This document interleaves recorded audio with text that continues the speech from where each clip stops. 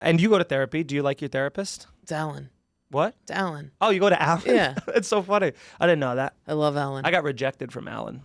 Oh, yeah, I did know that. Yeah. Why? Too normal? He almost rejected me, but it was the dissociation. Whoa. I called and I was like, hey, I've been told by like Sam and Ronan that I should come see you. And I just am like really having a hard, and he called back and he was like, I have no room, but come in immediately. I'm pretty confident that like, he's gonna like, write a pretty big tell-all someday with all of these. Cause I think he's like a social worker, which I don't think has the same HIPAA laws as like a license. No, he won't tell me shit, dude. I'll ask things that like he totally could tell me. Interesting. Like he'll be like, this one comic on late night, I talked him through this, and I was like, who is it? And he's like, I won't. Right. But I mean, you could also pick, like, even that feels like that's some context. No, it helped me so much, though. Really? Oh, okay. Yeah, because I was like talking about, what if I do this? What if I freeze up on stage? What if about the special? What if I barf? What if and he was like, I had a comic who froze up and they freaking deleted that minute. And it helped me. Oh, I know. Hear. That was a famous, that was Sebastian. No, Sebastian doesn't go, but did you hear that Sebastian story? What? Sebastian froze on The Tonight Show. He like, there's a full, like he tells this in his book, is where he was like, he told like the first 2 jokes, and then he literally completely blanked. Yeah. And maybe it was just open mouth stared in silence for what he said was like 15 full seconds. And then they cut around it, but if you watch his Tonight Show set, you'll see the cut, and then you'll see him like dripping sweat afterwards. Yeah, it's pretty crazy. Wow. Okay. Yeah, he's good for that stuff. It's good for, I talked to him about The Cellar, and he knows about that, and also he understands the narcissism mixed with deep, deep self-hatred. So can I guess what Alan said when you met? When you met for the first time? Okay. Yeah. So I'm gonna be Alan, and then you introduce yourself. So go for it. Okay. Hey. Oh wait, knock first. And enter. Yeah. Okay. Isn't that his voice? Isn't it a weird voice? Enter, Squire. Okay. Step forth. Yeah. Hi, I'm Jordan. Cha-ching! Yes. All right, honey, go buy that new car. We are set. Get it? Because it's the vet calling. Your dog's sick. All right. I think. Yeah, I do pay that man a lot of money. Of course. Well, it's just it feels like that's one of those things. Poor thing. He has to deal with the same shit every week, though. You know what I mean? But that's everybody. That's every therapist. Really? Everywhere. I feel like they trap. Do you have a therapist? I went to a therapist for a couple months, and then either I didn't open up enough, or they were just like, "What are you doing here?" And I was like, "I feel like I am supposed to be." Every comedian I've ever met was in therapy, so I was like, "I'll go to therapy for a while." And she's like, "You can keep coming, but like I don't know what. Like you just seem like you're like." There was like certain. She just was like, you basically just have like basic human frustrations and like things that are like that. I don't see what we're supposed to like.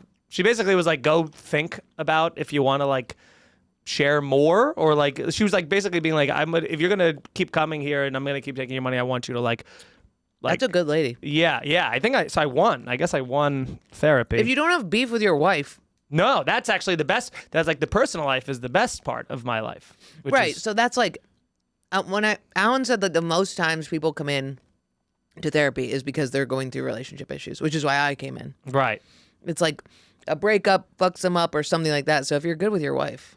It's great. Yeah. And this was before I had the kid. Now it's even, better. Better?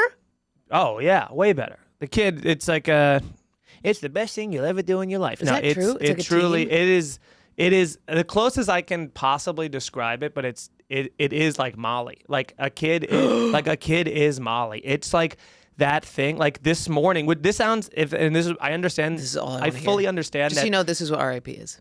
Is? Oh, yes. Okay, great. Well, this shit that you can't say on comedy podcasts, you can't be like, I love my kid. Yeah. It sucks, dude. This morning. And I understand that this is going to probably sound like a nightmare to you, but this was amazing for me. I'm sleeping. My wife's about to take my kid to daycare because she takes him on Wednesdays. And before he comes to say goodbye to me, he like kicks open the door and is like, wake up, daddy! And I had a full heart. I was in deep REM sleep, so I had like a full heart attack. He jumps on the bed. He gives me like the wettest ear kiss of my life, and then gives me a hug and is like, bye, daddy, and then like walked out. And I was like, that's the best. Oh It's my just God. like, it's such a drug. Everything after like from 6 months till now he's 2.5 has been like the best of my life. Like it's Molly every day, because every day they do something and they're so cute, and like you're watching them develop. It's very fun. First 5 months, worst one. of your life, though. I will warn you that. That's pretty That's bad. what I'm hearing. Yeah, but knowing that going in feels great, because then it feels extra good because you survived that. It's like the war part. It's like doing open mics to then get past it, like the cellar or whatever, where you're like you went through that war and now you're on the other side and you're like, oh, this is great, but it's much, and also gets rid of all the bullshit of comedy. You're like, what are they doing? What are they doing? What are they doing? It's like none of that, and none of it matters. It's a real. I just like the idea of like by the time he's 18, you'll be. By the time so he's 2, so I'm 37, so I'll be 50. Yeah, so 50-year-old, you're like more tired. That's all right, man. But whatever. When Yeah. you're older, you're more tired, but then you get to just like talk to an 18-year-old. Yeah. And it's like keeps you busy. I was just talking to my wife about this when we were in college. My wife and I were like big. We loved to drink, and we considered ourselves really like talented drinkers. Yeah. And me and her friend and her went to the St. Patrick's Day parade with my dad, who lived in the city, and my dad's like an Irish guy, and it was in his 50s at the time. And we were like, he's like, let's go out to some bars. And we're like, all right, old man, good luck keeping up, And then the first place we get to, he got around for us. He gave us the pints. We're like talking, we're drinking. And then he like finished his before ours, and he's like, I'm gonna go get more. And we're like, all right. And I'm like, I gotta chug the rest of it. And he comes back with another one. And then it became like Lucy and the Chocolate Factory, where like I was like I was like 2 behind him, and he's just he kind of was like, you guys think you can fucking drink? Like watch this. And That's then awesome. we got so like blacked out. Like my wife's girlfriend just was like fully like passed out. She was just Oh my alcohol. God, that's like awesome. I just have like I browned out. Like I have like memories of being at like a Jackson Hole eating like a 2-pound burger with my dad and we were just talking about that was our best St. Patty's Day ever, and he just drank us under the table. That's it was awesome. It was that thing of like being in college and thinking you're whatever.